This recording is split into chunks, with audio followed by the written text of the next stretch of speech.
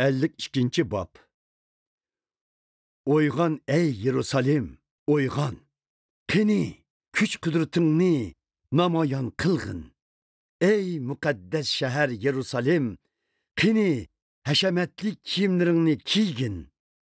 Bugundan boshlab xatni sizla va napaqla darvozalaringga bostirib kamaydi. Ey Yerusalim, üstü beshingdagi chang to'zongni qiqivatgin. O'rningdan turib, o'zingning taxtiga berib o'ltirg'in. Ey asirlikda qolgan Sion xalqi, bo'yningdagi zanjirni uzib tashlag'in. Parvardigor mundoq deydi: sizlar haqsiz setilgan edinglar. Mana endi haqsiz qutqizilsizlar. Parvardigor yana mundoq deydi: qadimda xalqim Misrga berib yashagan edi. Keyin Asurlar ularga zulm saldi.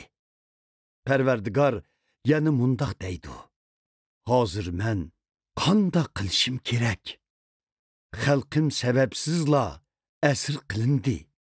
Ularning hukmdorlari maqtinib chiqqan silib, mening nomimni kun bo'yi haqorat qilmoqda.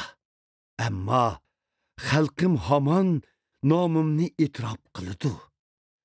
Shu kun kelganda ular mana men bu yerdaman devatqanligimni biladi. Tog' davallovdan ishib, xushxabar ilib kelguvchining qadamlari ne kadar go'zal ha. U tinchlikni jakarlaydi. Yaxshi xabar ilib keladi. Mijotlikni jakarlaydi. U Sionga sening Xudoying hukmrondir deydi. Quloq selinglar, qaravullaringlar vaqirmoqda, birdek olqish yangratmoqda, chunki ular öz ko'zlari bilan Parvardigorning Sionga qaytib kelganligini ko'rdi.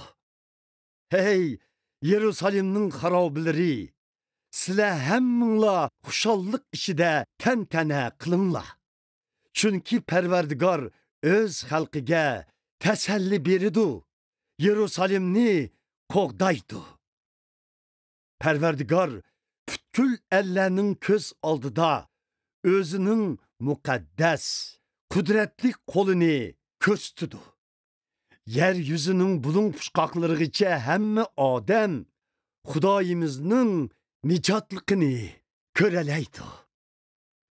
Ketinglar, ketinglar, Bobildan chiqib ketinglar. Napak narsalarga tegib ketmanglar. Ey Parvardigorning muqaddas buyumlarini ko'tirdiganlar, o'zinglarni paklab, u yerdan chiqib ketinglar. Sizlar u yerdan oldirmay chiqsanglarmi bo'ladi. Keçib chiqish texmo hojatsiz. Chunki Parvardigor oldinlarda yo'l boshlab mangmoqda. İsraillarni tanlagan Xudo sizlarning orqa teriqinglardir. Qaranglar, mening xizmatkorim hamon muvaffaqiyat qozonidi. U hurmatlanadi, izzatlanadi va obro'yga ega bo'ladi. Nurg'un kishilar uni ko'rib hayratda qoladi.